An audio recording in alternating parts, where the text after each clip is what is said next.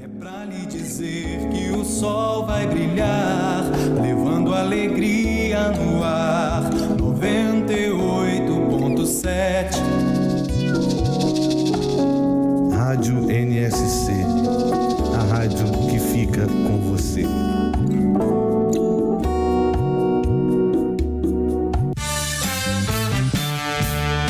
Estamos iniciando mais um programa Viva Voz Saúde pela Rádio Nossa Senhora de Copacabana, aqui no bairro do mesmo nome, pertinho da Princesinha do Mar. Princesinha do Mar hoje está lotada, a praia está maravilhosa, o sol a pino, está ameaçando chuva só para domingo e a cidade está muito festiva. Talvez que a gente esteja assim respirando um pouco os ares do Rock in Rio, né? Já estamos na segunda semana do evento. Os eventos têm sido... as pessoas têm lotado a região lá de Jacarepaguá, da Barra da Tijuca, e os shows têm sido bastante interessantes. Eu tenho conhecido muitas bandas que eu não conhecia. Está sendo uma reciclagem. Obviamente, eu vendo da poltrona da minha sala de estar, né? Eu não fui a nenhum evento. O nosso convidado foi a algum evento do Rock in Rio? Não, também não foi. O nosso programa é uma iniciativa da nossa ONG, o Centro de Apoio ao Tabagista. O nosso foco é o tabagismo, mas a nós interessa transmitir, comunicar informação sobre saúde. A gente considera que os governos em geral, de todos os níveis e de todas as linhas, os espectros políticos, investem muito pouco em informação. E a gente entende que informação é um direito da cidadania. Qualquer tipo de informação sanitária é importante para os cidadãos.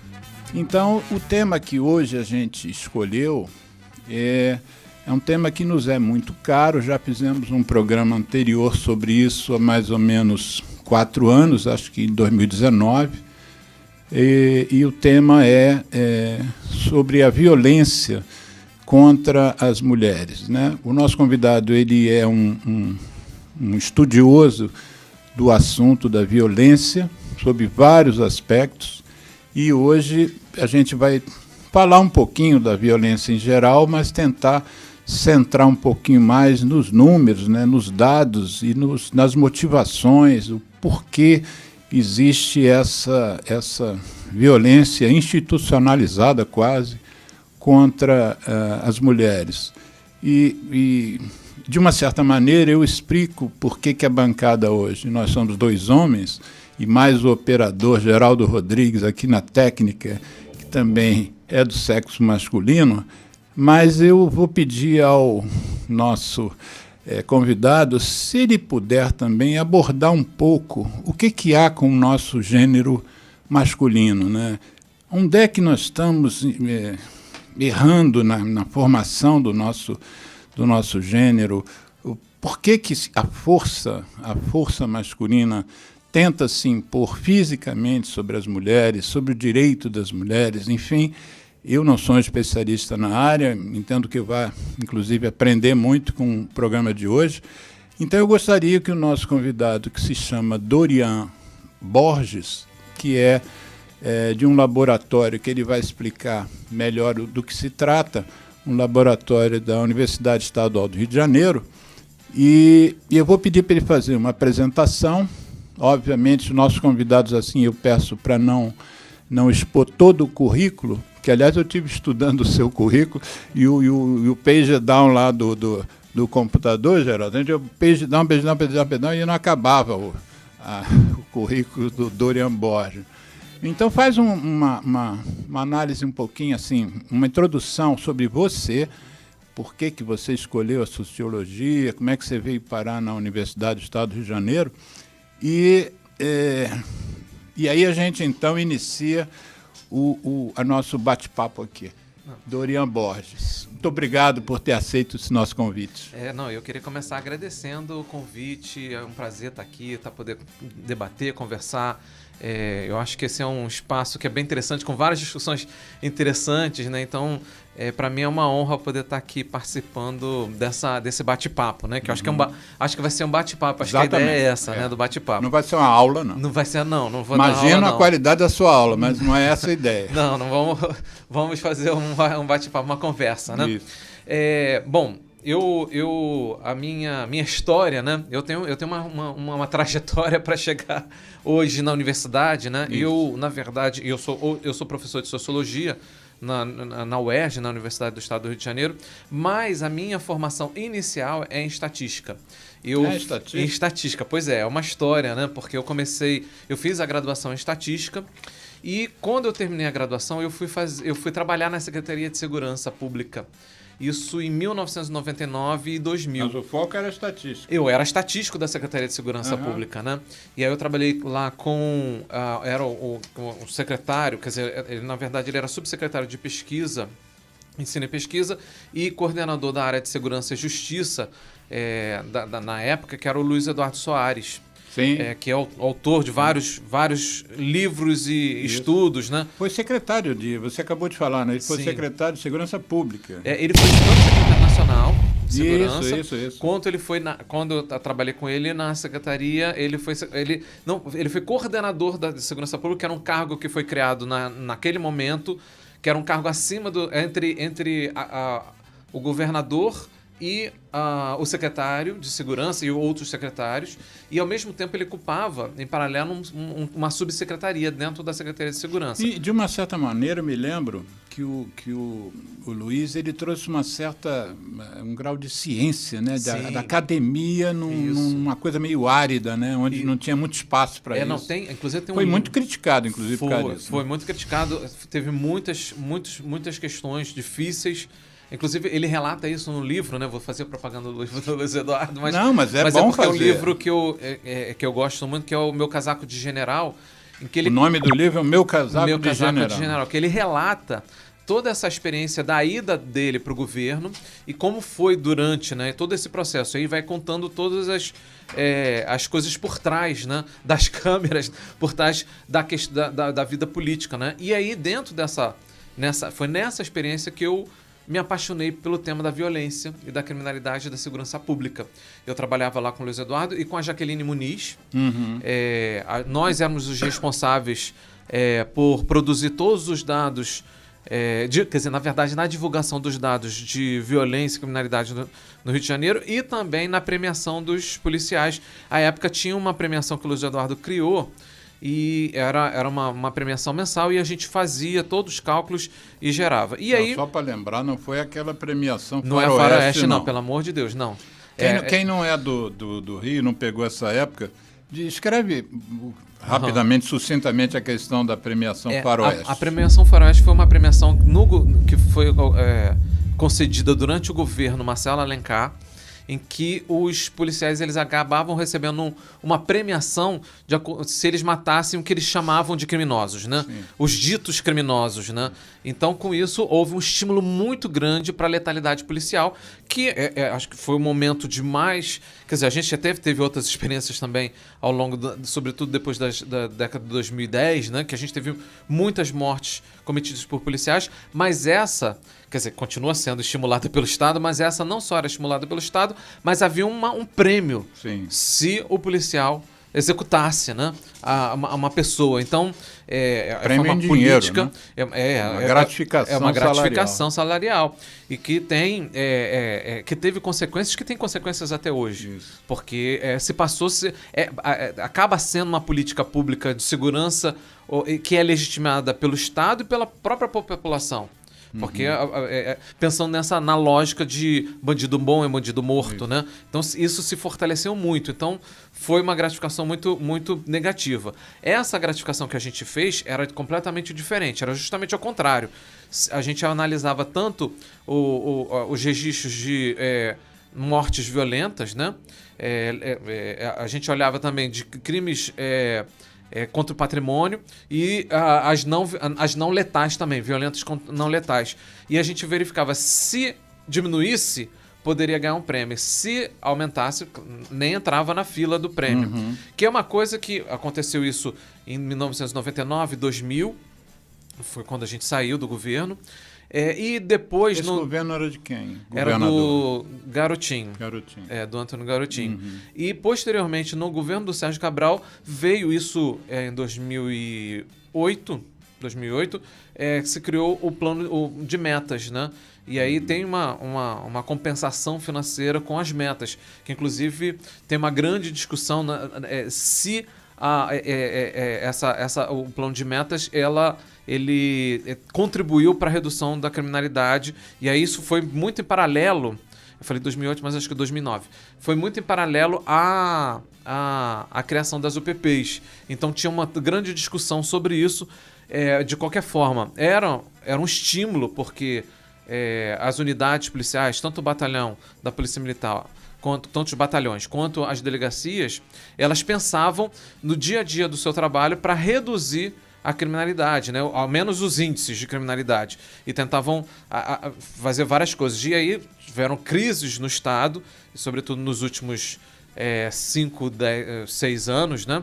Em que essas metas elas passaram ou não ser pagas ou demorar muitos meses para o pagamento. Isso teve um efeito na qualidade do trabalho das instituições. Desmotiva, né? Mas vamos fazer o seguinte, de repente, eu já estou intuindo que a gente pode fazer um outro programa mais sobre essa coisa geral da segurança pública, que isso, na verdade, apesar do nosso foco ser saúde, isso se reflete também na saúde das pessoas, né? Eu tenho uma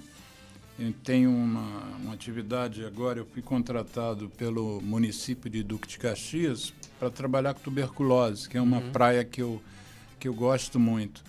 E eu vejo lá que a segurança pública afeta o tratamento das pessoas. Tem pessoas que não vão ao tratamento, não vão pegar remédio, não vão à consulta médica, porque elas estão ilhadas dentro de uma comunidade onde eles não conseguem sair de casa. Quem mora na Zona Sul não tem a menor ideia, na Zona Sul do Rio de Janeiro, não tem a menor ideia do que se passa nesses lugares. Então, acho que merece a gente conversar depois, um outro dia, sobre isso. Tem inclusive uma grande epidemióloga, pesquisadora da Fundação Oswaldo Cruz, que é a Cecília Minaio, que é uma grande referência, e ela discute muito essa questão do quanto que a segurança pública, a violência, são questões de saúde pública. Vamos, depois você me dá a dica, vamos trazê-la aqui no programa com o maior prazer. Com certeza. Mas vamos voltar a você. Você estava na secretaria, saiu do governo. A gente saiu do governo porque foi no momento de uma crise, né? Porque o Garotinho acabou demitindo o Luiz Eduardo pelo jornal, porque o Luiz Eduardo havia feito uma denúncia da banda podre da polícia, né? Por exemplo, do ex-chefe de polícia. Enfim, teve uma série de coisas que o Luiz Eduardo denunciou, e o governador, na época, não concordou, não gostou, e por isso demitiu o Luiz Eduardo. E aí, em função disso, o professor Cândido Mendes ele chamou a equipe do Luiz Eduardo para construir um centro de pesquisa, que foi o SESEC, que existe até hoje, que é o Centro de Estudos... Saudoso Cândido Mendes, né, que nos deixou recentemente. Exatamente. E aí a gente criou o Centro de Estudos de Segurança e Cidadania. Quando eu entrei como estatístico desse centro de pesquisa, só que eu me apaixonei muito pela sociologia, pela antropologia, e aí eu resolvi fazer um doutorado em sociologia. E foi quando eu busquei essa outra linha, continuar no mesmo tema, mas utilizando outros instrumentos analíticos, né? Que é a parte das ciências sociais, da sociologia, da antropologia, da ciência política, né? Tentar compreender o fenômeno através das ciências sociais. E aí, depois que eu terminei meu doutorado, eu tive várias experiências, algumas talvez no meio do caminho talvez eu conte. Por exemplo, eu já trabalhei em prefeituras, né? E aí, inclusive com a questão da violência contra a mulher. E aí, depois de toda dessa trajetória, eu acabei indo para a universidade, onde eu estou há 11 anos como professor, tanto um professor no Instituto de Ciências Sociais, tanto na graduação quanto no programa de pós-graduação em Ciências Sociais também, fazendo pesquisa. Então, vamos falar um pouquinho agora desse momento da tua vida e da vida da Universidade do Estado do Rio de Janeiro. O que é o LAV? O LAV, eu entrei, na verdade, o LAV já existe desde 2002, ele está fazendo 20 anos. ele é o Laboratório de Análise da Violência. Ele foi criado por outros Laboratório professores de Análise da Violência. Uhum. Laboratório de Análise da Violência, o Olavo. Ele foi criado por outros professores, pelo João Trajano, pelo Inácio Cano. O Inácio Cano é quem me indicou você para estar aqui hoje. Eu sei, ele está no México. Ele está no México, ele está morando no México agora. E aí eles construíram esse laboratório. E quando eu fui para a universidade, eu fui para o LAV. Eu fui trabalhar direto para o LAV. Claro que eu tinha uma inserção pelo programa de pós-graduação, mas a minha relação inicial foi com o LAV, porque eu já tinha relações antigas, desde o início da década de 2000, com o LAV, né? E o que o LAV faz? O LAV ele é um laboratório de pesquisa que tem como principal objetivo tanto a produção de conhecimento, produção de informações, mas também de formação. Então, e aí quando eu estou falando de formação, não é só formação de sociólogos e das nossas alunas e alunos, né? Mas é da sociedade como um todo. Então, tudo que a gente produz como pesquisa é no sentido educativo também.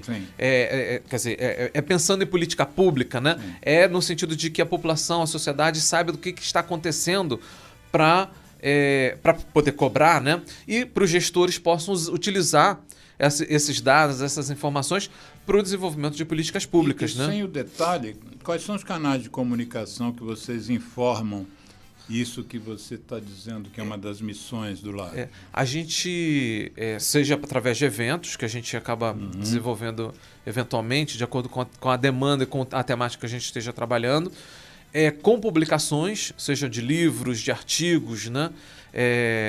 E, claro, workshops que a gente acaba realizando também. Então, é muito sobre a parte desses produtos, né? E dessa vocês produção. Têm, por exemplo, vocês estão inseridos nas redes sociais? Não, a gente é muito ruim nisso. Nem um site assim? A gente tem um site.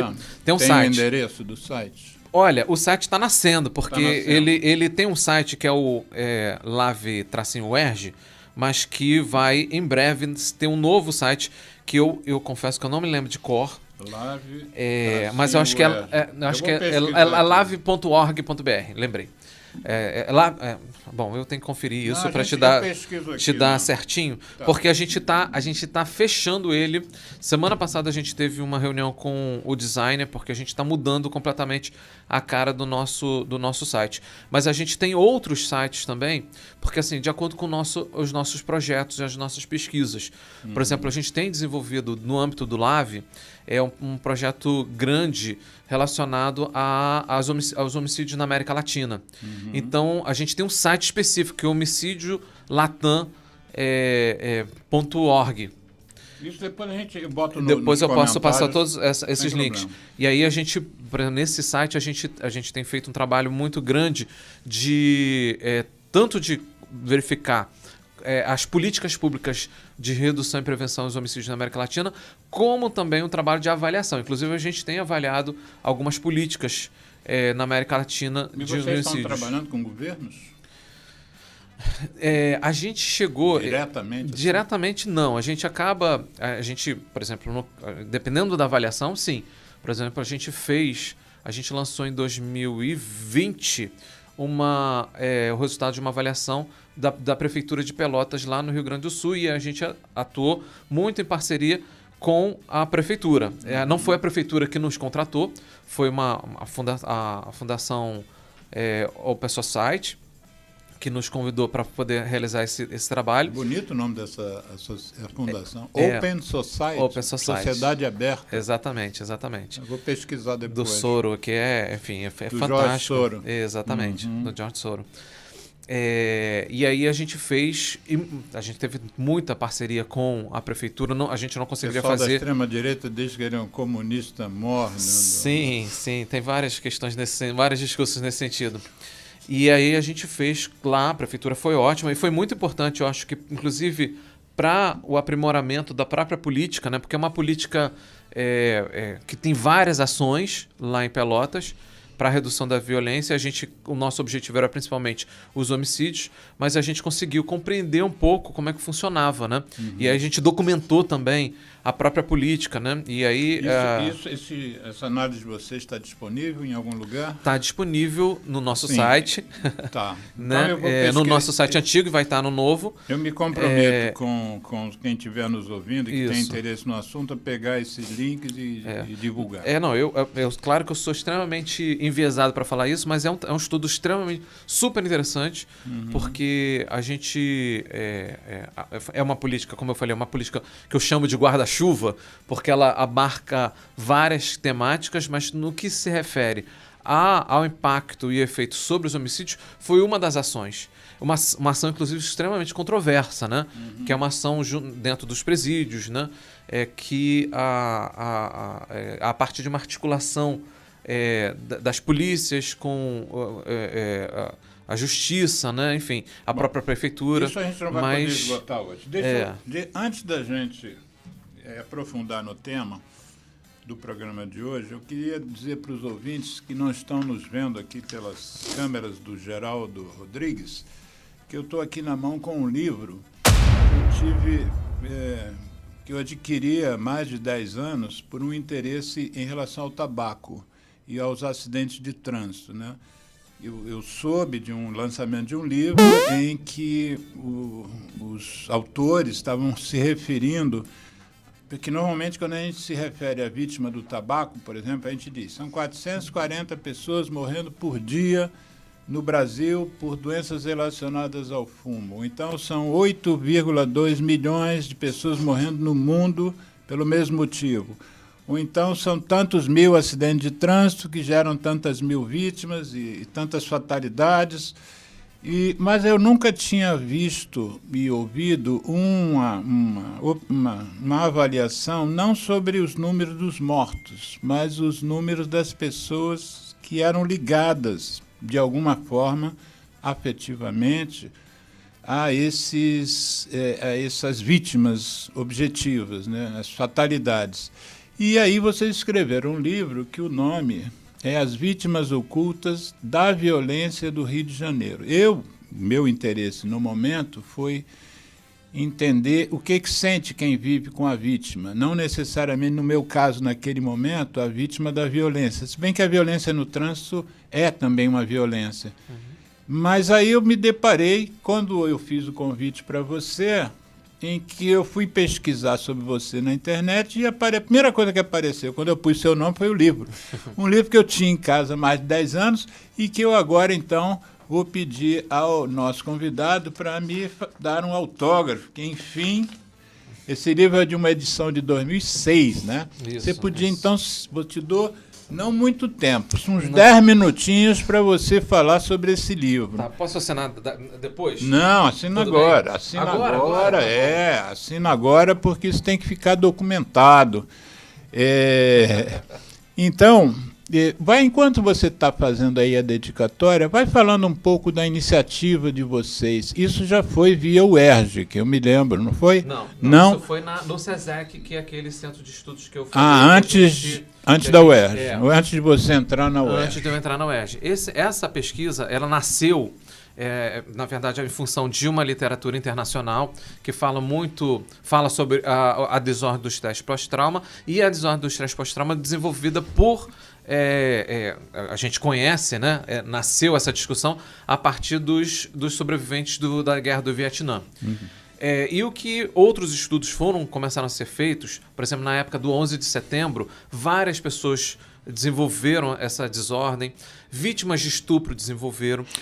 Antes de você continuar, resgatando o que você falou no início, estresse pós-trauma é algo que vem sendo estudado, eu não sei precisar mais profundamente há quanto tempo, e é um fenômeno, basicamente um fenômeno psíquico, né, de pessoas que sofrem traumas muito profundos que os afetam profundamente.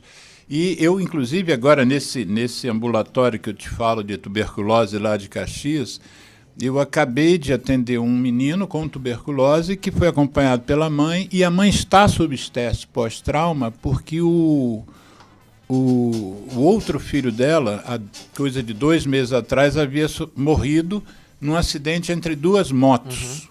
Um dos pilotos das motos morreu, que era o filho dela, Isso foi em fevereiro. Ela não dorme praticamente desde fevereiro. Ela mal come e a vida dela perdeu basicamente o sentido. Talvez o filho com tuberculose seja hoje um porto para ela, né? Que deu um norte para a vida dela.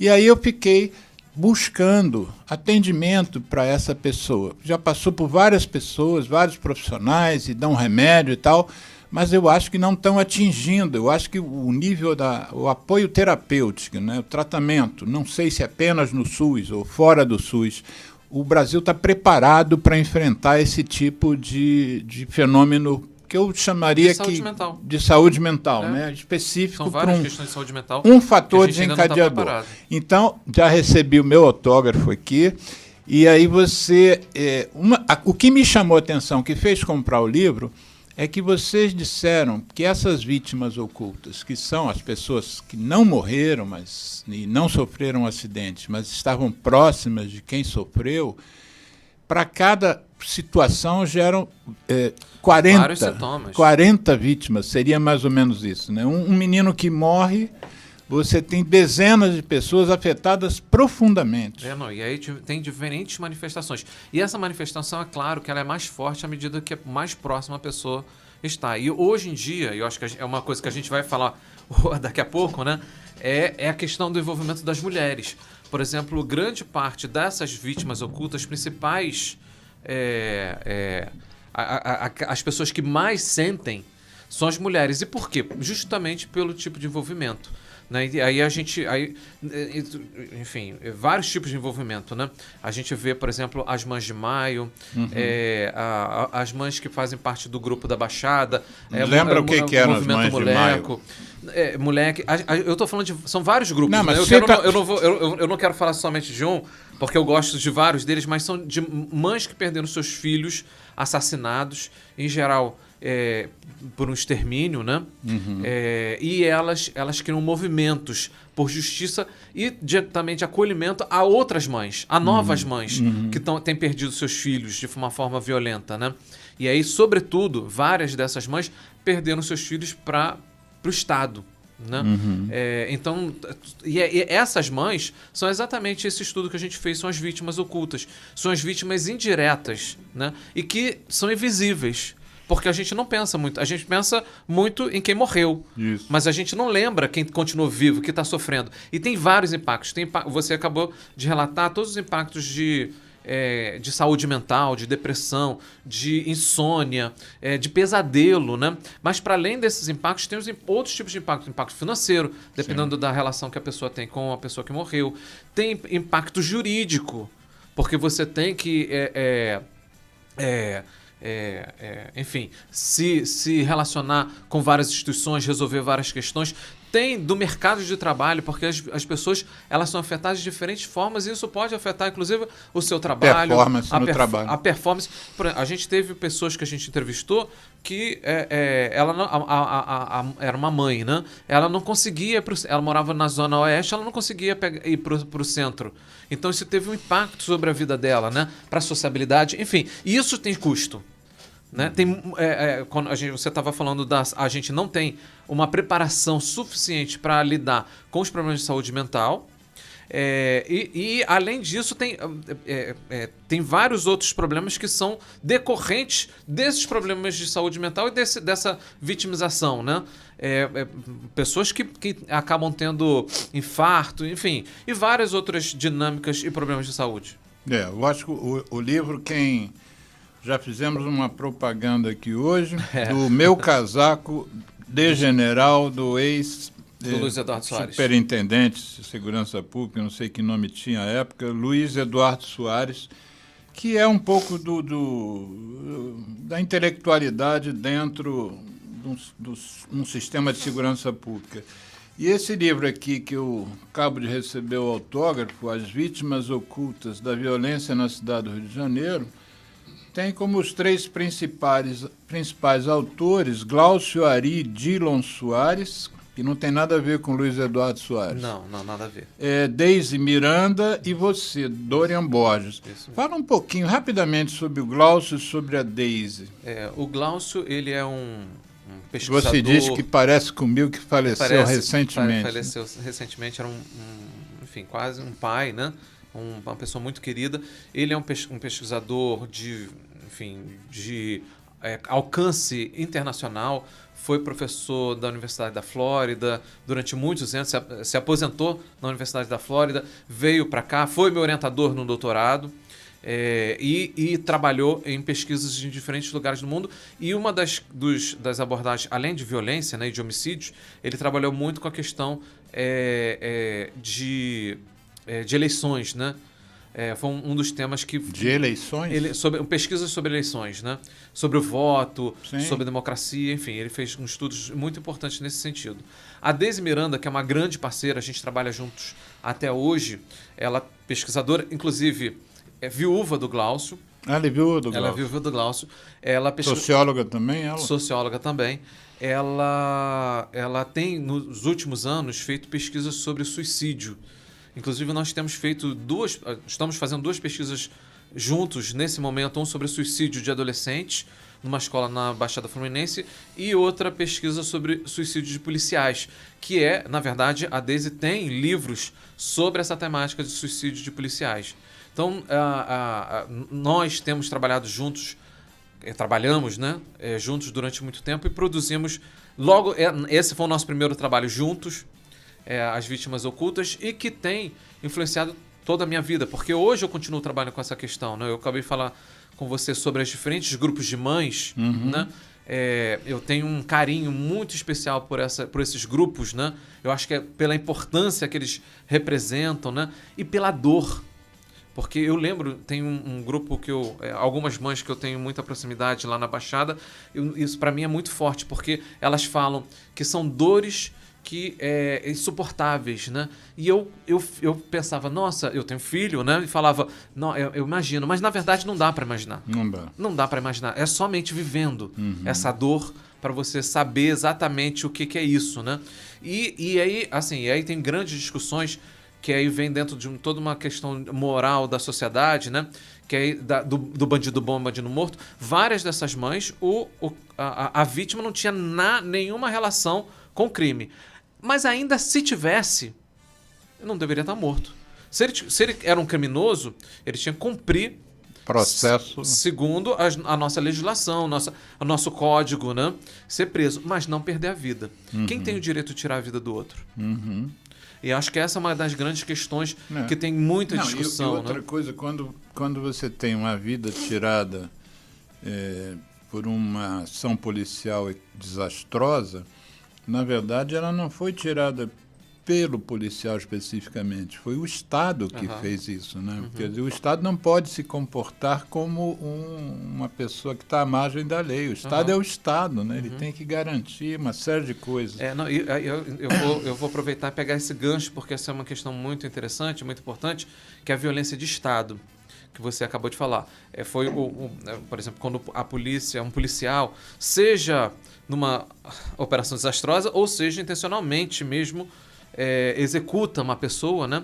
Para além da própria ele enquanto representante, porque ele está ali como representante do Estado, Sim. mas outros atores do Estado, como a própria justiça, não atuam. Sim. Haja vista, na verdade, a impunidade. A gente vê vários desses policiais que cometeram homicídios, eles estão soltos, estão em liberdade, né? E continuam reproduzindo essa dinâmica violenta da letalidade, né? Onde a gente deveria ter um sistema de qualificação da instituição policial, né? Eu acho que a gente, assim, quem não está vivendo uma situação traumática deve achar que a gente, às vezes, aqui está gastando conversa à toa, um problema que não tem, um problema, enfim, são outros, sempre os problemas são outros, né? Quando a gente aponta o dedo para um deles, né?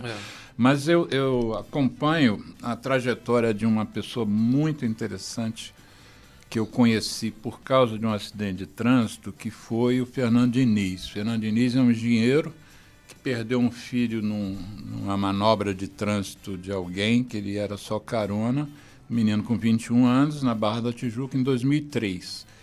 E eu vi a foto do Fernando Diniz no jornal, na capa do jornal O Dia, e ele em loco, o filho já coberto com plástico, um poste caído, E a partir dali ele desenvolveu ele podia ter optado pelo caminho da depressão, que era o mais lógico, mas ele acabou desenvolvendo um outro movimento de resgate da cidadania, que foi fazer um movimento contra o que ele chama de violência no trânsito, né? Ele tem inclusive uma ONG chamada Paz no Trânsito. E dali pegamos o então presidente do Detran, no Rio de Janeiro, fizemos ele ser eleito deputado federal e ele foi o relator do que veio a chamar a Lei Seca. Mas isso é um processo de ativismo do movimento social junto com o parlamento. Mas o que eu estou me referindo, junto com o que você falou, da questão da compaixão, é que ele, a partir do que ele sofreu, ele passou a se sensibilizar com quem perdia filhos em acidente de trânsito, né? Então, muitas vezes, ele viu uma matéria no jornal sobre um acidente com morte e ele intercedia, ele ia junto da jornalista, pedia o telefone da pessoa que tinha perdido o filho, ia na casa da pessoa. Ele fez isso várias vezes, porque ele sabia que aquilo que aquela pessoa estava sentindo era uma dor absolutamente insuportável, né? E é o que eu acho que você está trazendo aqui também. A gente tem que parar um pouco de banalizar a violência, né? Essas piadinhas de bandido bom e bandido morto, se morreu porque estava devendo. Temos que parar com isso e entender que isso é um fenômeno, não vou nem chamar de pandemia, porque o Japão agora, o ex-primeiro-ministro morreu, foi assassinado, e foi o segundo óbito do ano, né? Quer dizer, o Japão, houve 2 homicídios no ano inteiro. Então, isso não é uma coisa óbvia. Onde tem ser humano, tem homicídio. Então, vamos agora...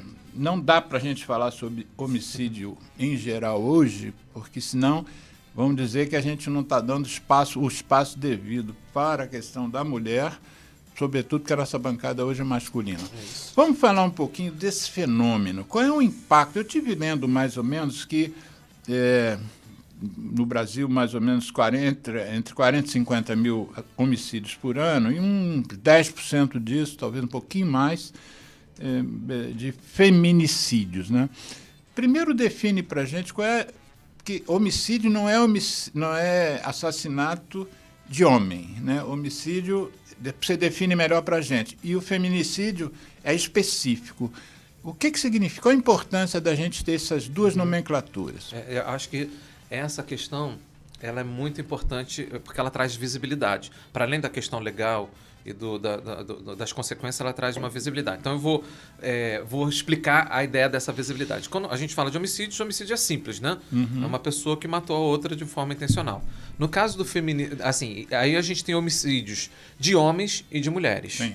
Isso, no Brasil, até 2015, a gente só existia os homicídios. Até 2015? Até 2015. A partir de 2015, com a lei do feminicídio, foi criado o feminicídio. O feminicídio, na verdade, ele vem de uma grande discussão no Tribunal Internacional de Violência, de Crimes contra a Mulher, que a Diana Russell, ela usou esse termo, na verdade, ela usou femicide, na verdade, como falando femicídio, né? Seria a tradução literal. Seria femicídio.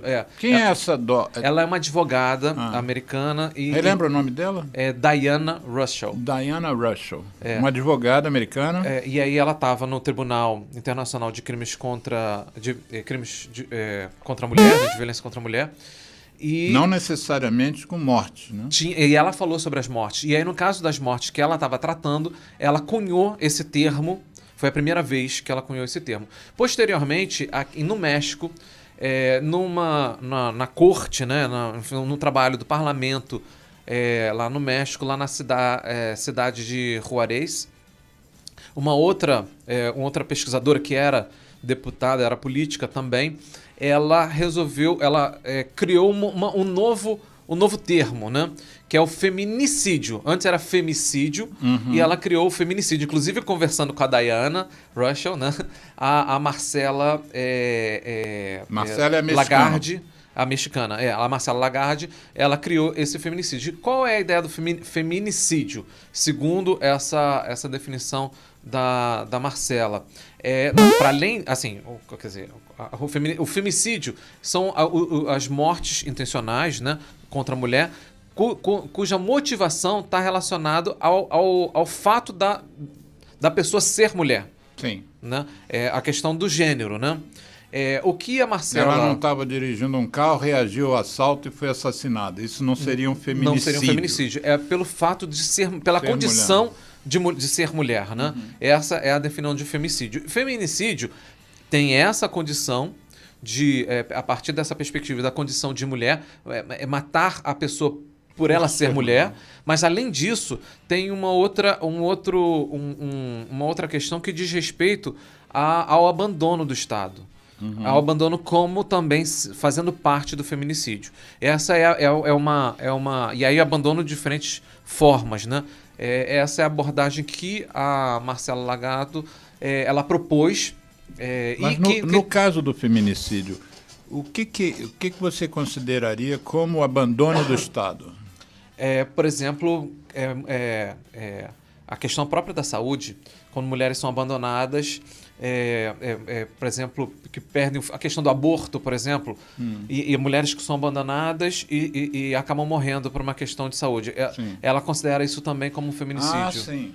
Né? Então, não havia uma política pública que protegesse esse tipo de situação. Então, o exatamente. Estado Então, tem essa participação. Tem essa participação e isso entra como um feminicídio também. Sim. Isso se popularizou no sentido de foi empregado, até porque é muito comum isso na América Latina, e hoje a gente utiliza esse termo. Ainda que no Brasil, a ideia do feminicídio que é utilizado, empregado,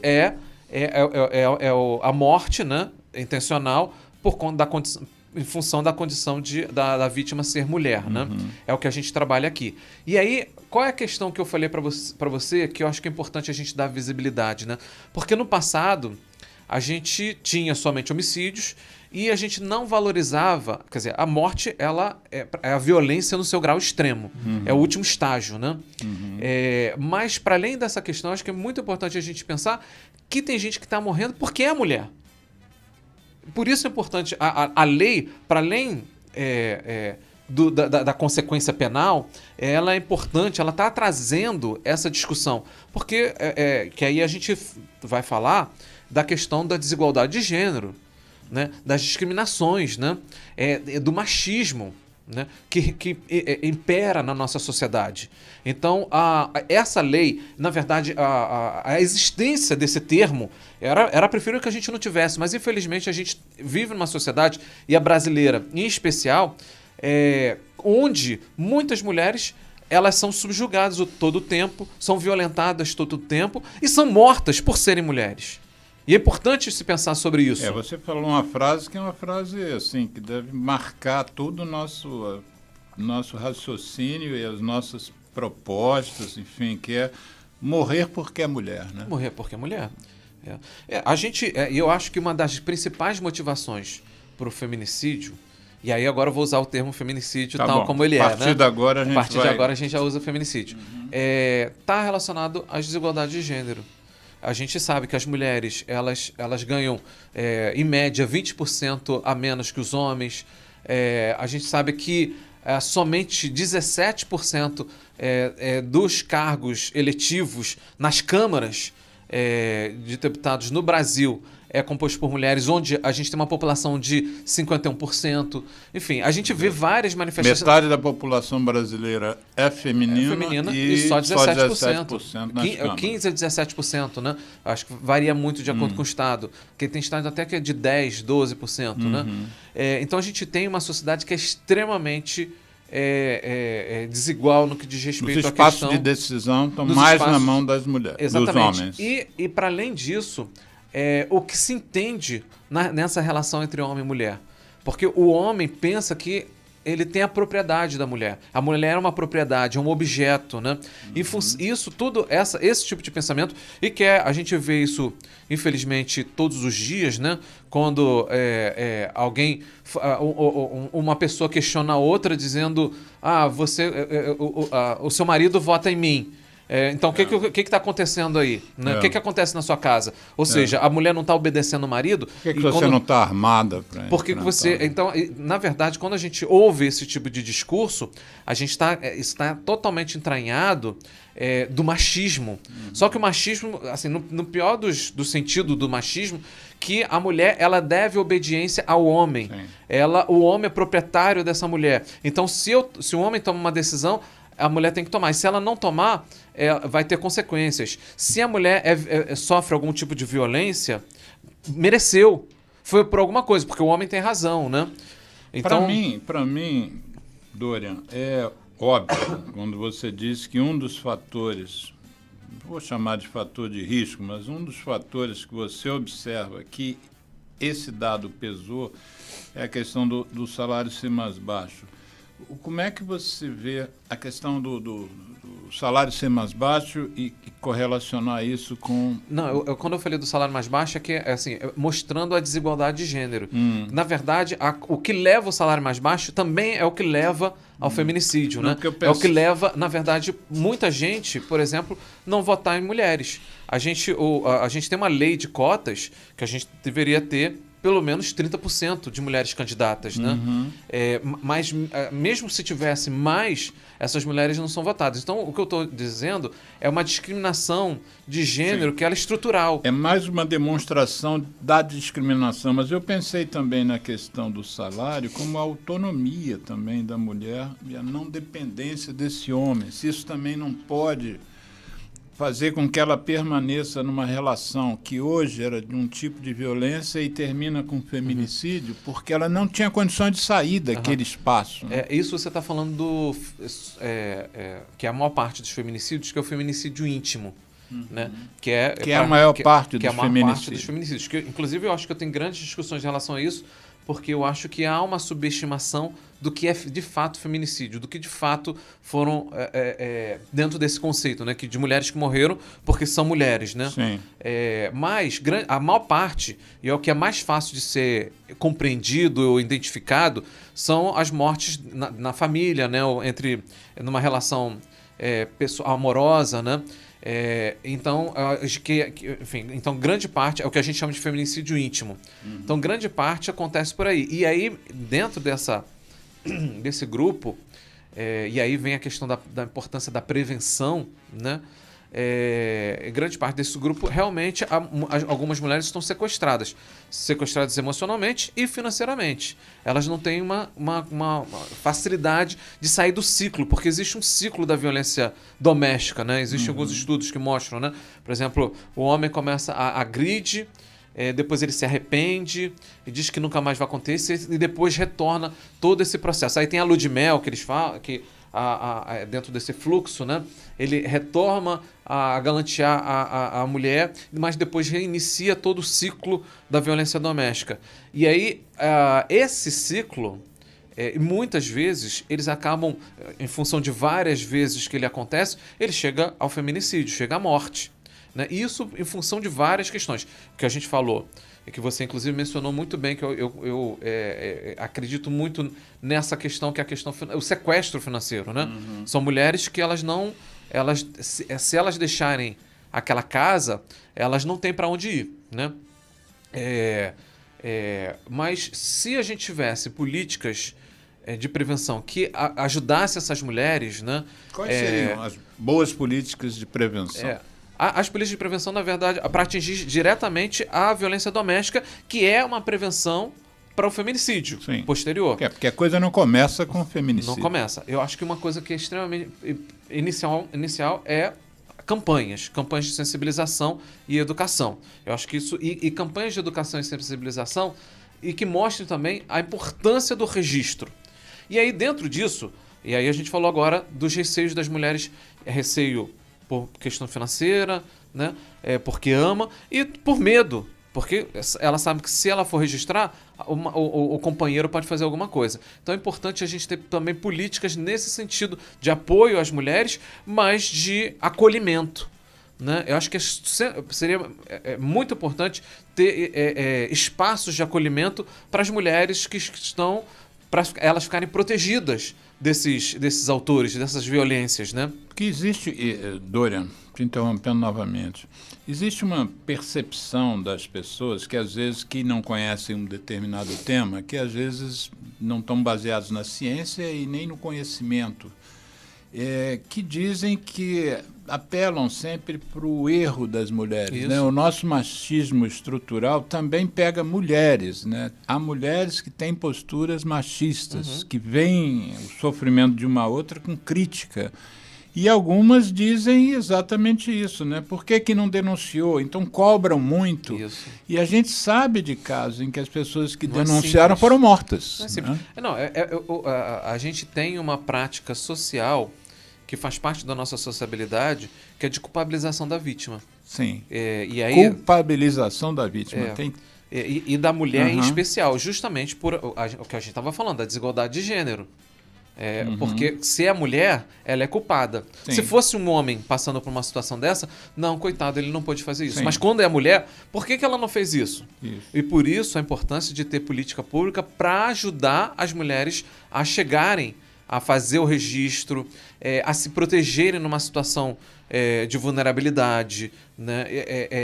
Durante o processo, porque às vezes, por exemplo, desde a Maria da Penha, né? A Lei Maria da Penha, que é uma lei extremamente importante, fundamental dentro dessa discussão, e que eu fico muito feliz da gente tê-la. Quer dizer, não fico feliz, né? O que eu preferia é que a gente não precisasse. Mas à medida que a gente teve, eu acho que teve um diferencial no Estado. Né? Seria bom para quem está nos ouvindo, porque a gente ouve tanta coisa de quem realmente não adota a ciência como base, né? Como um pilar. Agora, recentemente, num dos discursos que a gente ouviu do presidente que é presidenciável, foi a importância da mulher, que ela daria mais valor, ter um revólver ou a Lei Maria da Penha.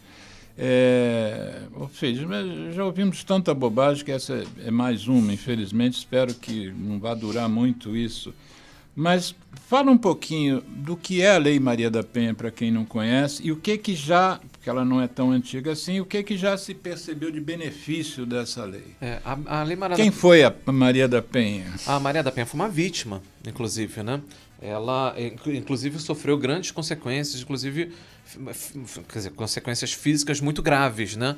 Sobre a vida dela, que é contínua até hoje, né? Ela foi queimada, inclusive. Foi queimada, pois é. Ela teve uma... Enfim, pelo ex alguma coisa dela, né? E ela foi instituída em 2006. Mas por que o caso dela especificamente se tornou um ícone desse movimento de uma certa maneira? Olha, eu acho porque ela não foi o único caso. Sim. Né? Ela infelizmente, nem o último. Porque a gente continua tendo constantemente casos como o dela. A grande questão foi a mobilização. E essa é a grande... que é o que eu falei também sobre o feminicídio, da questão da visibilidade. A Maria da Penha, ela trouxe visibilidade para essa questão. Por isso que foi, a partir dessa visibilidade, se criou uma lei. Uma lei que torna essa temática mais rápida na justiça. Essa lei, então, já tem quanto tempo? Ela, mais ou menos? Quase 20 anos. Quase 20 anos. Ela é de 2006. Sei. Porque antes a gente... A data, inclusive, do seu livro, coincidência. Exatamente. A edição de 2006. 2006. Porque antes, assim, entrava na justiça e tinha o tempo no sistema de justiça criminal era muito demorado. Agora é muito mais rápido, né? E tem uma série de consequências. Antes dela, a lei já havia mudado, porque eu não sei... A lei 9.099. Eu não sei se você se lembra que crimes, eu sou mais velho que você, mas crimes anteriores, às vezes entravam como o homem praticou aquele feminicídio por legítima defesa da honra. Né? Isso no Você lembra disso? Sim, claro. Eu peguei isso na minha juventude. Eu não cheguei a pegar, vários casos famosos, inclusive, de socialites, inclusive, mortas. E o sujeito era absolvido porque ele ficou estressado e sentiu-se com a honra ferida, então matou a companheira. Né? Mas hoje isso continua.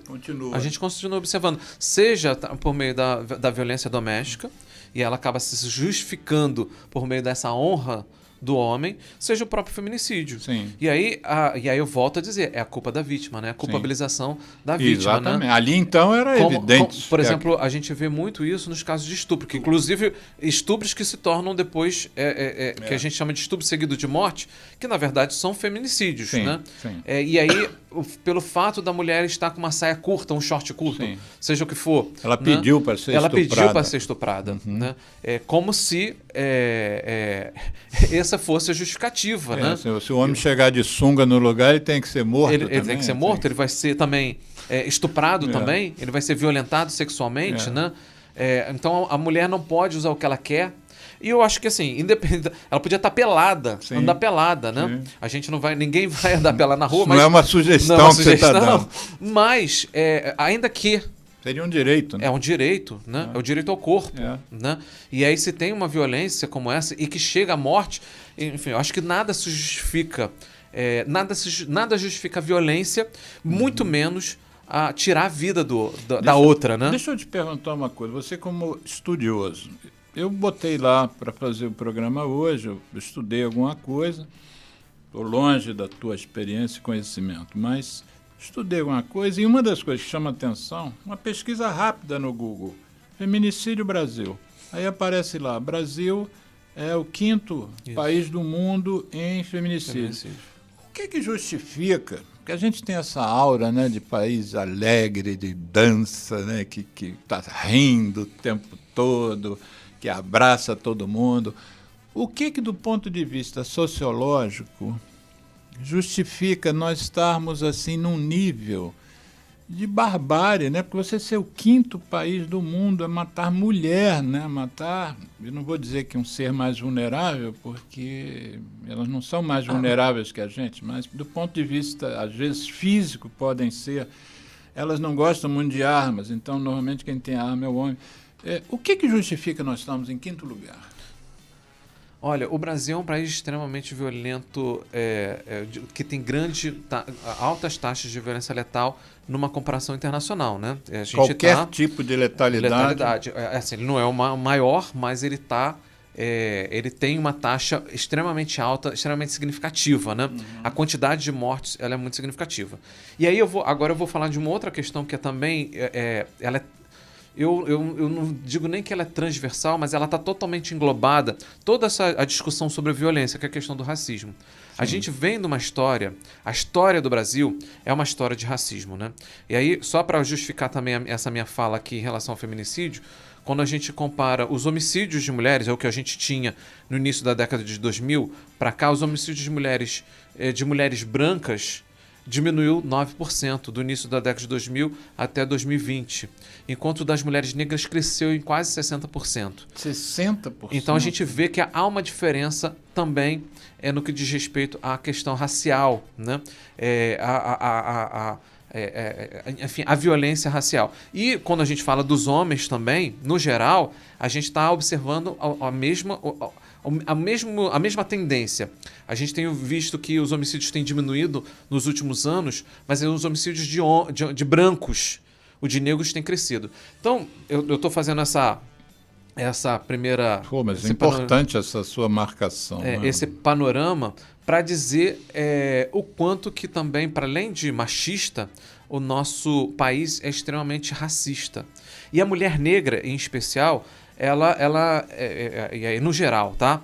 Ela é vista ou como empregada doméstica ou como prostituta. Ou seja, são mulheres... E não diminuindo as respectivas profissões... Os principais estigmas, coletivamente não pensando. Porque são duas profissões, né, que são mulheres que estão trabalhando, mas são vistas de uma forma estigmatizada.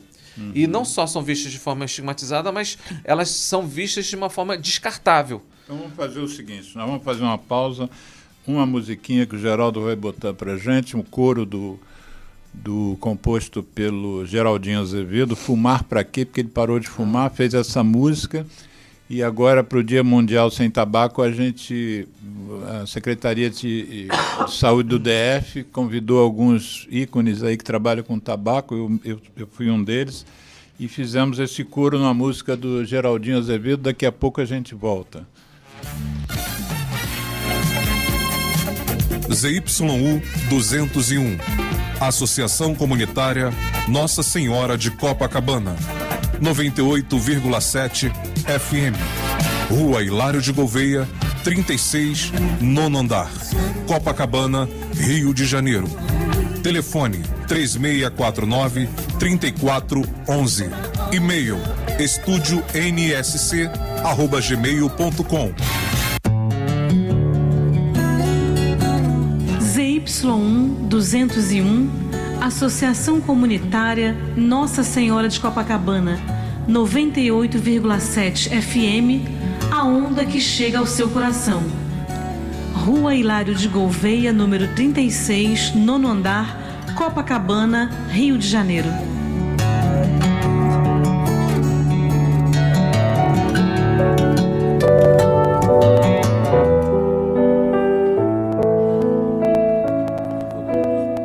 Se você está melhor, porque meus sentidos me dão mais prazer. Sinto mais cheiro da flor e amor, já nem lembro tanto de você.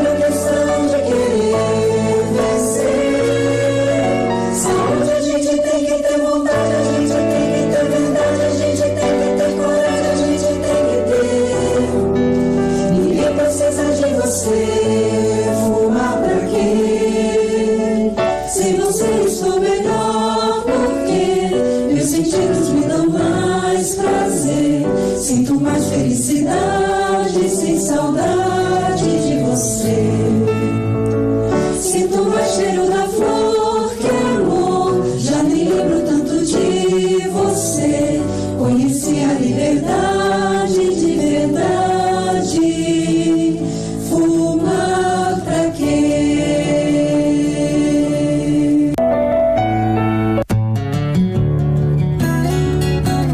ZY1 201, Associação Comunitária Nossa Senhora de Copacabana, 98,7 FM, a onda que chega ao seu coração.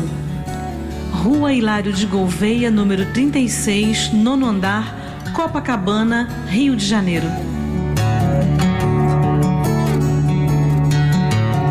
Estamos recomeçando o programa Viva a Voz, Saúde, pela Rádio Nossa Senhora de Copacabana. Esse é o segundo bloco do programa. Nós vamos tocá-lo ainda por 35 minutos. Hoje é sábado, 10 de setembro de 2022. O tema que nós estamos debatendo aqui no programa é a violência contra a mulher. E o nosso convidado é Dorian Borges, que é um estudioso do tema e é o coordenador de um laboratório da Universidade do Estado do Rio de Janeiro, que é o Laboratório de Análise da Violência. Então, nós já abordamos alguns aspectos do problema e vamos continuar ainda tentando esmiuçar e aproveitar a presença desse grande estudioso aqui conosco, que se dispôs aqui a gastar parte da tarde de sábado aqui com vocês e com a gente. E nós estamos, então, falando sobre aspectos da violência contra a mulher, mas no final da conversa, do primeiro bloco, a gente também inseriu, quer dizer, o nosso convidado inseriu a questão do racismo como também presente como um fator, talvez não desencadeador da violência, mas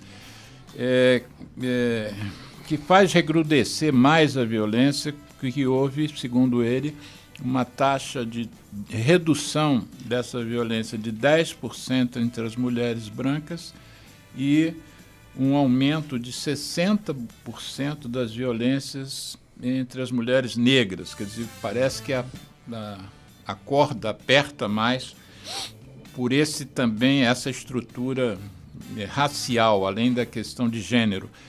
Mas, Dorian, eu queria saber o seguinte, nós estamos falando de violência, mas abordamos bastante a questão do femicídio, feminicídio, mas quais são, ao seu ver, para as nossas ouvintes, agora falando diretamente para elas, quais são, ao seu ver, as formas iniciais de violência que as mulheres sofrem antes de chegar no que você mesmo disse, na pior forma de violência, que é a morte? O que tem que ser observado? Quais são as características de um relacionamento que você precisa observar porque está desequilibrado? Assim, acho que tem várias manifestações, né? E acho claro que isso varia de acordo com o nível de relacionamento com a pessoa, né? Com o agressor, que o agressor pode ser inclusive um desconhecido. Sim. Mas se começa com a ameaça. Acho que esse é o primeiro... aí quando eu estou dizendo ameaça, são manifestações de ameaça, inclusive a própria ameaça, né? Uhum. Eu acho que esse é o primeiro caminho. Por isso a importância... Não ameaça de morte inicialmente, não, ameaça... De que tipo? Ameaça, por exemplo, a partir de um desrespeito, de desconsiderar, ou de uma violência física, né? Ou, enfim, diferentes formas de violência psicológica, né? Verbal, muitas vezes. A parte do verbal, né? Quer dizer, em geral, a maior parte dessas ameaças começam Sim. de forma verbal até chegar à física. Então, se inicia com a verbal, né? Se inicia com essa questão da ameaça, né? Uhum. E eu acho que a ameaça, ela é como se fosse às vezes, da ameaça passa diretamente para o feminicídio. Eu acho que, claro que isso varia muito de acordo com o contexto, mas isso acontece. Ou em outros casos, por exemplo, como eu comentei sobre o ciclo da violência doméstica, começa com a ameaça, com os xingamentos, vai para agressão física e, posteriormente, pode chegar à morte, né? Ou pelo menos a tentativa de homicídio, de feminicídio, né? Que nem muitas vezes não obtém sucesso, entre aspas. Né? A gente tem, inclusive, um fenômeno que é também muito preocupante, que é o que é conhecido como homicídio seguido de suicídio, que na maior parte dos casos... O que de fato é? É um feminicídio seguido de suicídio. Ou seja, o marido está com ciúmes, está chateado, enfim, ele mata a esposa e depois se mata, né? Então tem vários casos nesse sentido. Então acho que é extremamente importante... É comum esse tipo assim, se você fosse graduar isso... É uma coisa relativamente comum ou os fenômenos são raros? Se a gente pensa em números, ele é mais raro. Mais raro. Mas pela intensidade, porque a gente está falando de duas violências ao mesmo tempo, né? Ele acontece muito mais vezes do que se espera. Né? Então acho que quando a gente fala de todas essas dinâmicas que estão relacionadas a um tipo de comportamento do agressor, que que em geral a gente está falando de um agressor que ele realmente se considera superior, ele se considera proprietário e que tenta inviabilizar, inclusive a morte é uma forma de calar a mulher, né? eu acho que isso tem que... O alerta tem que estar ligado. Então, quando eu estou falando, apresentei esse primeiro cenário, as mulheres vão ficar alertas todo o tempo, porque grande parte dos homens são assim. Sim. Né? Eles são, justamente por estarem numa sociedade que é extremamente machista, né? Eles aprenderam, né? A nossa história é assim, né? A forma de lidar com a mulher é assim. Então as mulheres o tempo todo precisam estar atentas, né? De alguma forma, né? Mas atenta, como assim, né? E aí eu estou trazendo um discurso também. Exatamente infernal para a sociabilidade e para a vida das mulheres. Mas é importante as mulheres terem essa comunicação, terem essa mobilização e terem volto a falar, da visibilidade da questão. E é importante, se é percebido uma manifestação mais forte de um machismo, de uma ameaça, sobretudo se tem a violência física, a primeira coisa que tem que fazer é o registro. Né? É o registro, é buscar a polícia, é buscar a justiça, é buscar mudar. Porque você pode não ser vítima, mas a outra pessoa vai ser. Aí eu até vou comentar um trabalho que eu participei. Você pode, quer dizer, uma mulher pode não ser vítima desse agressor, mas ele pode agredir outra mulher. Porque, aparentemente, há um processo quase que determinado, né? Dificilmente o agressor é agressor de uma mulher apenas na sua história de vida. Geral, né? Em geral, tem um histórico, né? Inclusive, as mulheres que chegam à delegacia especializada de atendimento à mulher para denunciar uma violência doméstica, ela já foi vítima há bastante tempo. Sim. Né? Daquele mesmo agressor. Daquele mesmo agressor, ou inclusive de outros, né? Sim. E aí eu gostaria de comentar um trabalho que era um trabalho que era lindo. E eu acho que é importante que seja reproduzido em outros momentos, em diferentes lugares, que era um trabalho que eu participei, né? Numa prefeitura onde a gente trabalhava com os homens agressores. Sim. A gente tinha a questão da violência doméstica, a gente que tem que ter um atendimento às mulheres, seja de psicólogos... A prioridade naquele momento é a mulher. A prioridade é a mulher. Mas é muito importante trabalhar os agressores. Inclusive, isso está descrito na Lei Maria da Penha, que era um serviço que a gente construiu na Prefeitura de Nova Iguaçu de ressocialização e reeducação dos homens agressores. E em que sentido? Que muitos desses homens, por diferentes motivos, né, eles não reconheciam a violência, não se reconheciam como violentos e como autores de uma violência. E aí a gente fazia um trabalho que era muito interessante. Eles justificavam os eventos de que maneira? Quer dizer, eu não fui violento, por que eu estou fazendo aqui? Primeiro que muitos deles nem acham que foi violência. Não reconhecem isso. Outros que foi um impulso. Né? Então, por isso que é muito importante o reconhecimento. E para isso, a reeducação. Para eles poderem perceber que dinâmica social, de sociabilidade, eles estão empreendendo junto às mulheres. Né? Quando a gente vê várias pessoas, né, quando lida com a mulher de uma forma mais agressiva, diferente com um homem, né, a gente vê claramente que é uma covardia em relação à mulher. Né?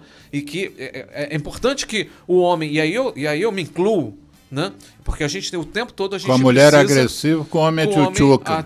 Exatamente, né? Eu trato bem. A gente precisa, nós enquanto homens, eu acho importante, você comentou no início do programa que somos 3 homens, eu acho que é importante nós homens falarmos sobre isso. Sim. Porque nós somos os perpetradores, né? Nós somos os agressores, e é importante que a gente seja reeducado. E esse serviço, ele reeducava os homens. Esses homens que foram agressores, era uma pena alternativa, ou parte de uma pena alternativa, na verdade, em que eles participavam de 20 encontros com outros homens também agressores mediados por 2 profissionais da psicologia. E você acha que conseguiram reverter essa... O que a gente descobriu, inclusive de experiências anteriores, é que 60% dos homens que participaram não reincidiram no seu comportamento violento. 60%? Por 20 sessões, quer dizer, a gente tinha que ampliar esse tipo de... Deveria, exatamente. E eu não vejo... Você citou logo no início, uma coisa importante a ser feita, como campanhas de sensibilização. Então, eu acho que além da campanha de sensibilização, por exemplo, de educar a mulher para ela se prevenir, se proteger, né? A gente tem ouvido muitos mecanismos, né? Telefone, sinais com as mãos. Isso, né? é. Tem uma série de Alerta, orientações, não- mas eu não acho que isso tenha sido muito bem feito assim, porque não tem um estilo, uma rotina de comunicação. Mas eu acho que essa questão da sensibilização do homem, porque eu fico até com dificuldade de falar isso, que pode parecer que eu estou querendo defender o homem, mas eu digo assim, muitas vezes esses feminicídios, eles se terminam com a prisão do homem, às vezes por penas de 20 a 30 anos de enclausuramento, né? Quer dizer, aquele distúrbio psíquico que fez ele crescer, construir um quadro de violência, vai em breve se reverter contra ele próprio e contra a família dele, às vezes com os filhos, né? E isso gera no homem, não é uma coisa simples, né? Eu eliminei uma pessoa e agora acabou, vou viver minha vida, né? Via de regra, isso permanece na vida do sujeito pro resto da vida, né? Se ele pudesse ter um tipo de preparo para enfrentar situações que levaram ele a ser violento, seria ótimo, evidentemente, para as mulheres, mas também para os homens, né?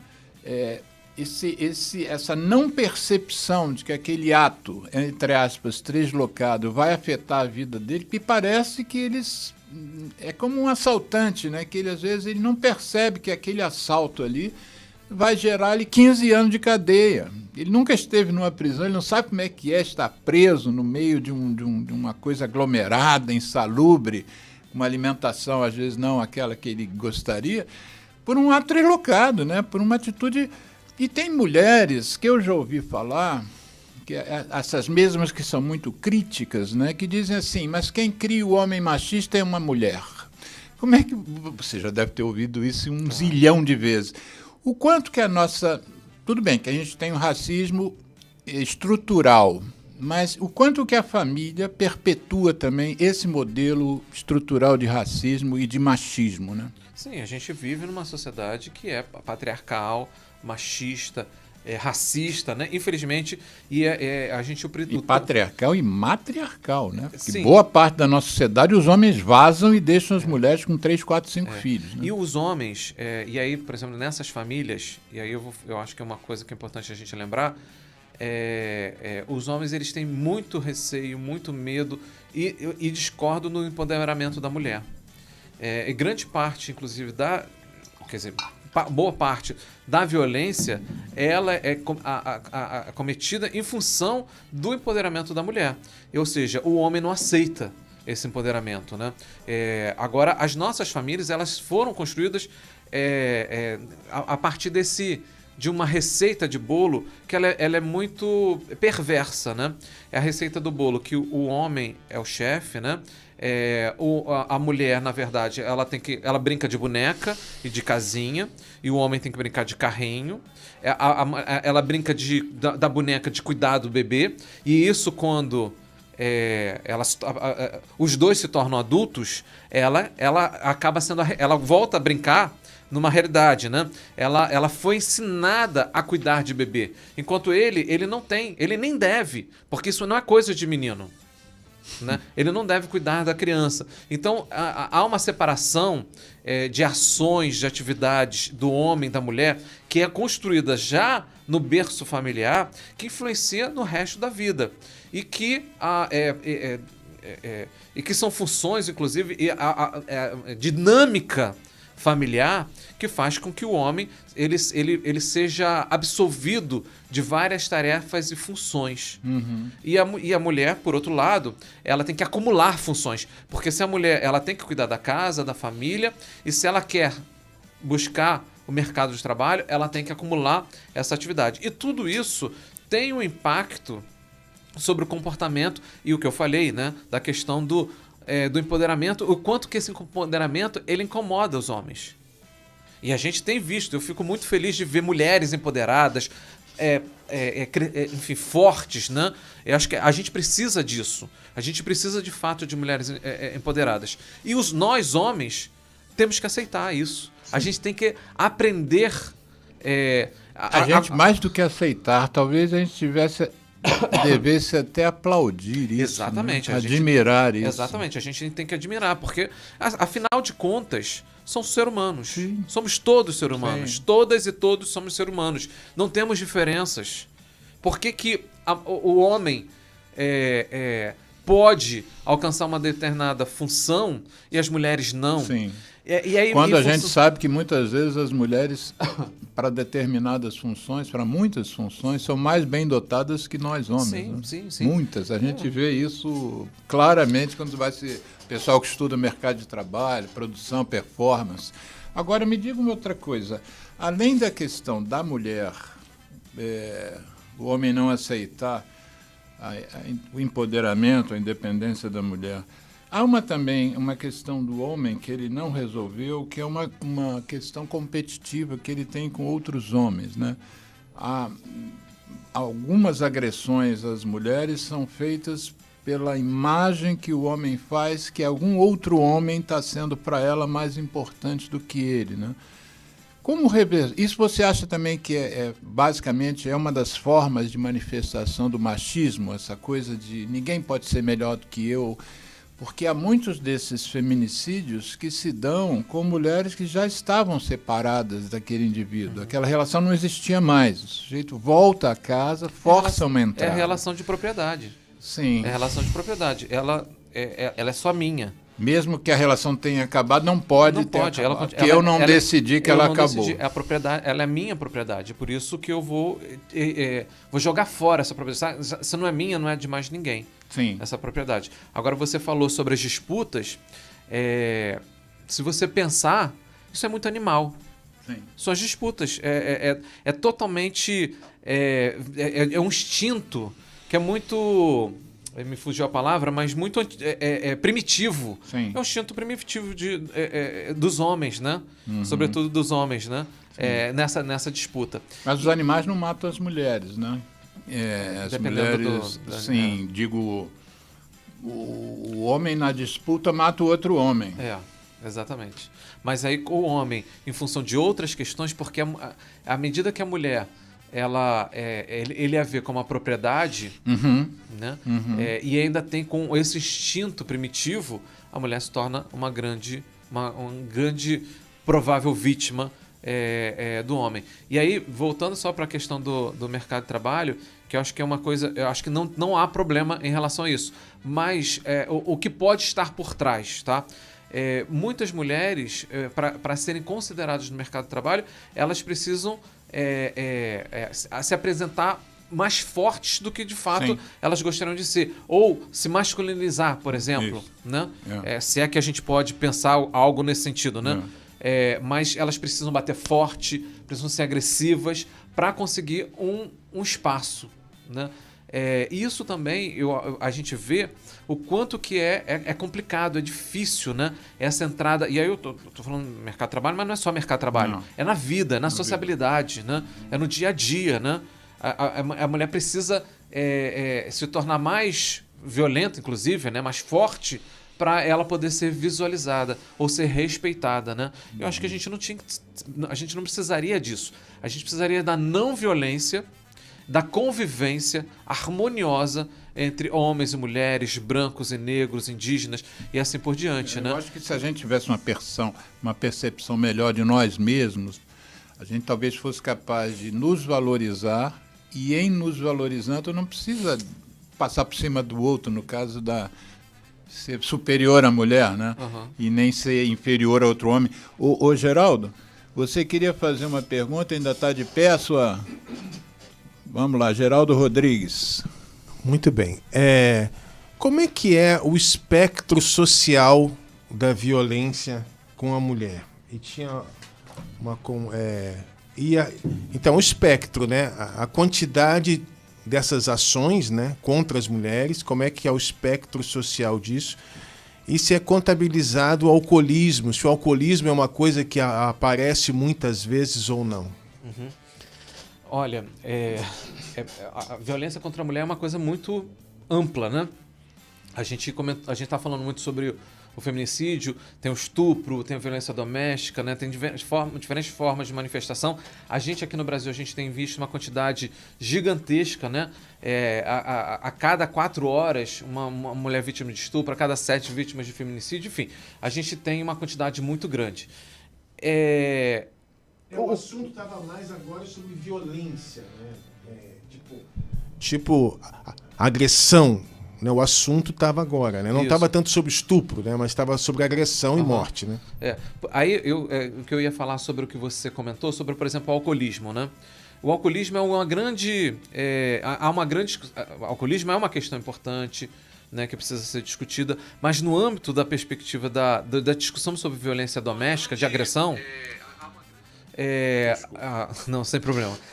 Dentro da discussão da violência doméstica, o alcoolismo, na verdade, ele é apenas uma muleta. Porque o homem, ele vai perpetrar aquela violência independente da sua dependência alcoólica ou não. Independente dele estar alcoolizado ou não.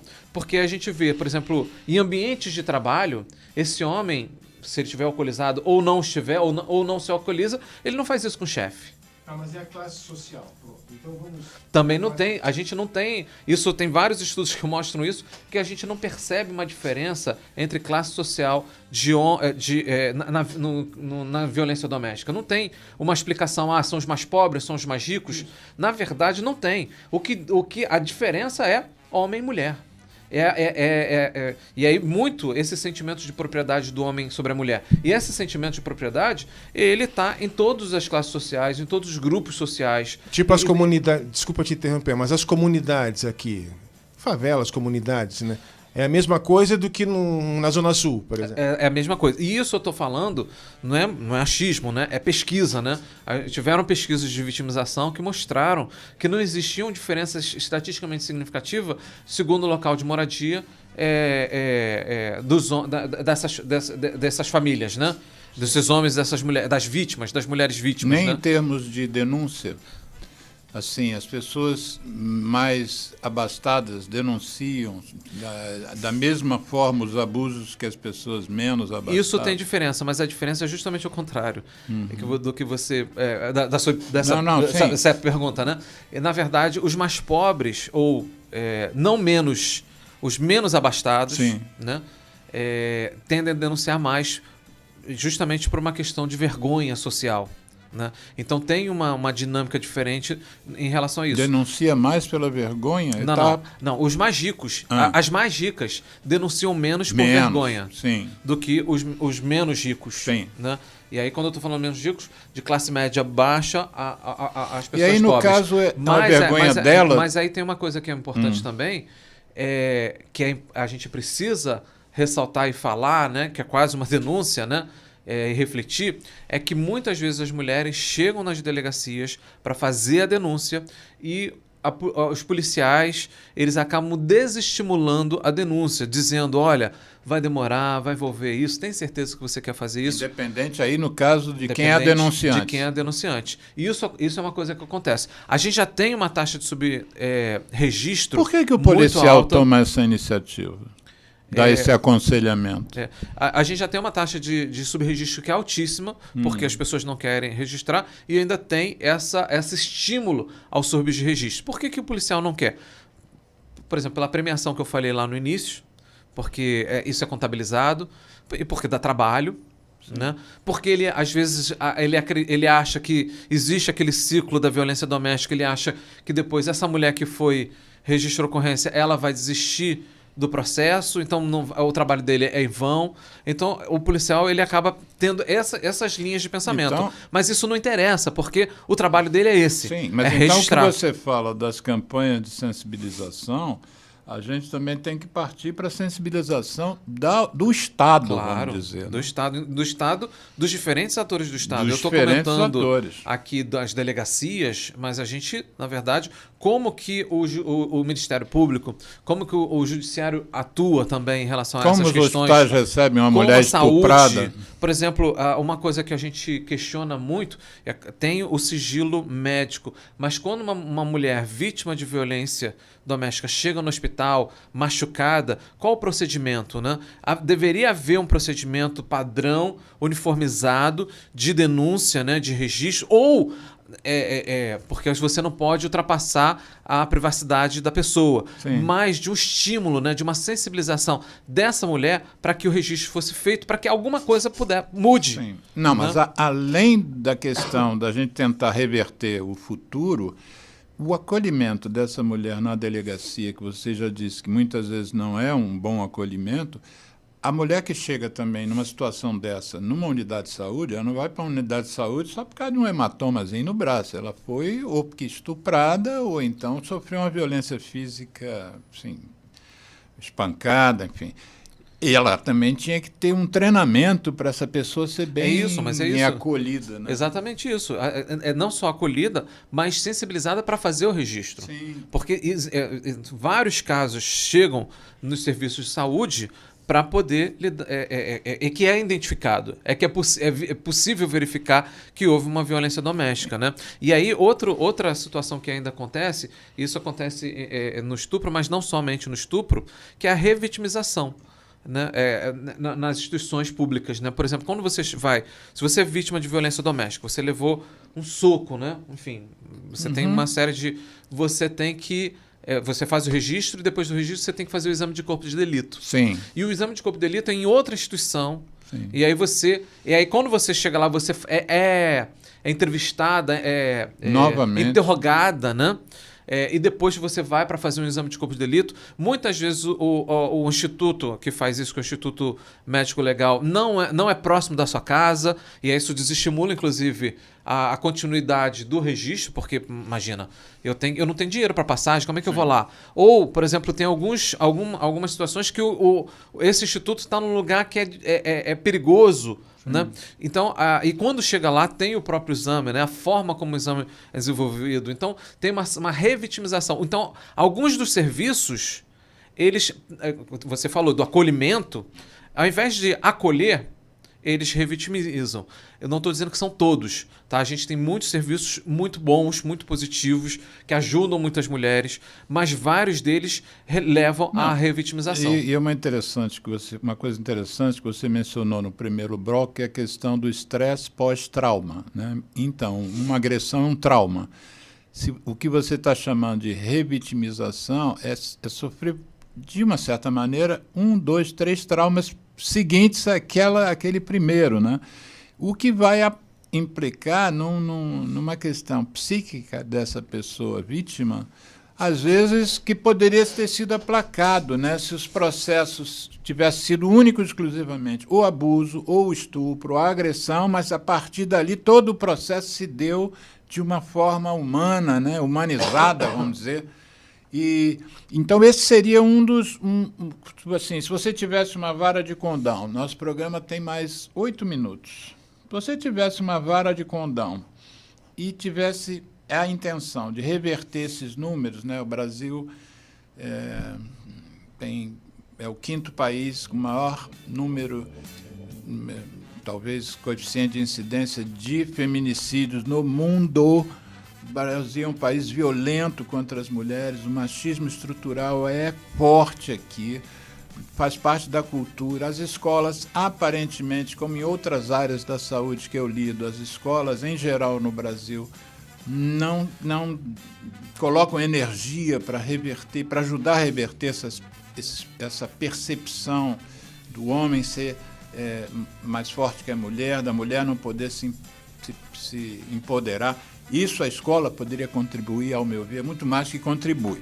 Mas vamos ver, nos momentos que a gente está vivendo agora, nessa situação social, você teria o que para sugerir para a nossa sociedade fazer para diminuir esses números, diminuir o sofrimento que essas mulheres têm, que os homens acabam tendo, como mencionei, vão presos, ou se matam, ou perdem o amor dos filhos, enfim, ficam mal vistos na sociedade.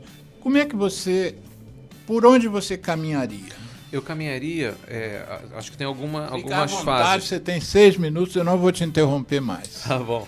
A gente tem, acho que tem alguns caminhos. Acho que um dos caminhos é o que a gente falou bastante, que é da sensibilização, que eu acho que e de campanhas, né, de formação, assim, informação inclusive sobre o que é violência, porque muitas vezes a mulher é vítima de violência e não sabe que é vítima de violência. A gente percebe essa forma como a gente entrevista as mulheres, ela tem que ser de uma forma extremamente pedagógica, porque se você pergunta, você é vítima de violência doméstica ou vítima de violência do seu companheiro, ela diz não.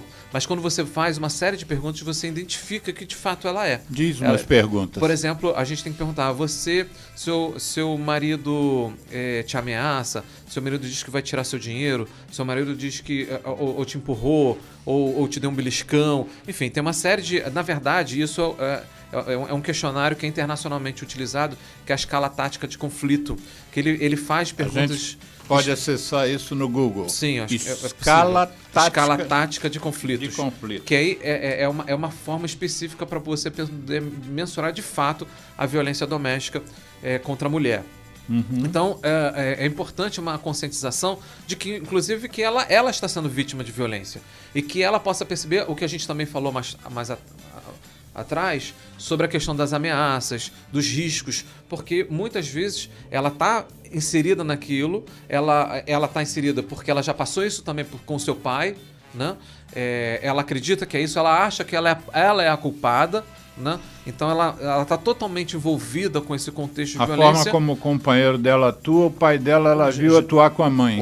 Inclusive com ela mesma também. Sim. Né? Ela acaba podendo não perceber todo esse contexto e acaba não agindo, né? Ou não fugindo. Então acho que a primeira coisa é a conscientização, tanto da importância da denúncia, de buscar ajuda e dar uma garantia. Eu acho que essa é uma outra questão que é muito importante, que é dar garantia para a mulher que ela vai ter um recurso, né? Seja um acolhimento, seja uma proteção, que a denúncia ela vai valer, vai ter sentido, vai ter uma consequência, né?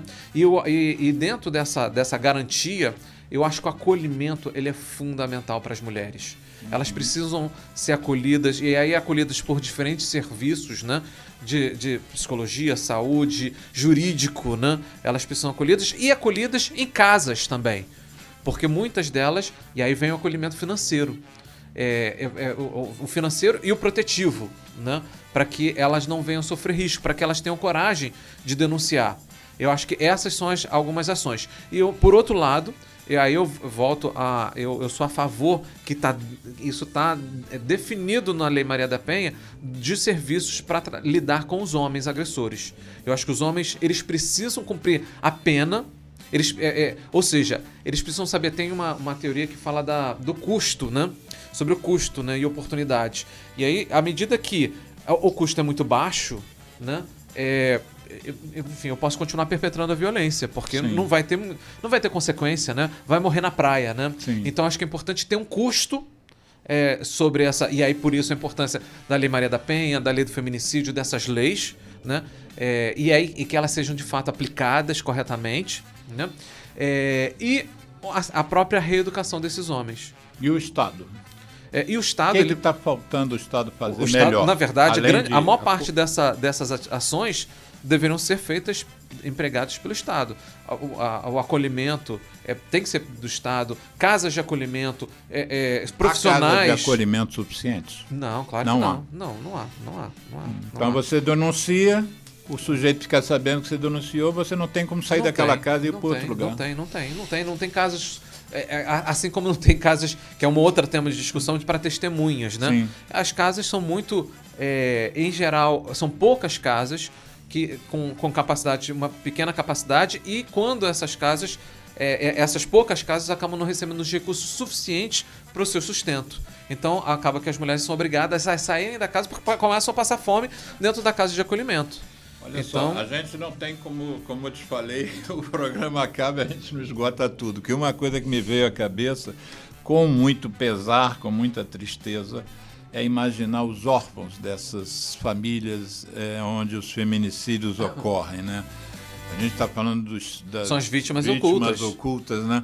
Como é que ocultas. ficam essas crianças que têm um impacto? E uma coisa é a violência na comunidade. Todos os meninos daquela comunidade sofrem aquela violência, tiro, rajada, polícia não deveriam entrando, receber, milícia, né? mas não deveriam conviver. Mas tem um sofrimento coletivo. Numa casa em que 2 meninos perdem a mãe, ou o pai se suicida em seguida, ou não, vai preso, esses meninos não tem como dividir isso com os outros coleguinhas da comunidade, porque é uma dor deles, né? Se a gente não está acolhendo as mulheres direito, que sofreram a vítima, como é que estão esses órfãos? Pois é, né? esses órfãos, em geral, acabam indo para instituições que não têm a qualidade suficiente para lidar com situações como essa, né? Essas crianças, imagina, perde a mãe ou perde os dois, né, de uma forma violenta. Muitas das vezes essas crianças acabam assistindo. Isso tem um impacto na construção emocional total e da vida. Né? E para além disso, todas as condições que é uma instituição de um orfanato, por exemplo. Né? Então, a gente está falando de várias consequências. Né? E por isso a importância da gente discutir o tema. E aí eu fico feliz pelo convite, né? Esse convite vai se repetir, porque não deu para esgotar, não. Porque a gente precisa... É um tema que é importante, que é de responsabilidade do Estado. Mas não é só do Estado, é nossa também. Dorian, sem palavras para te agradecer e eu espero que isso seja o primeiro de uma série de programas que a gente possa fazer junto, porque eu acho que esse tema é pouco explorado, temos que falar mais sobre isso. É inadmissível sermos o 5º país que comete mais feminicídio, onde são cometidos mais feminicídios no planeta. Geraldo, muito obrigado. Dorian, sem palavras de novo. Ouvintes, boa tarde, bom final de semana.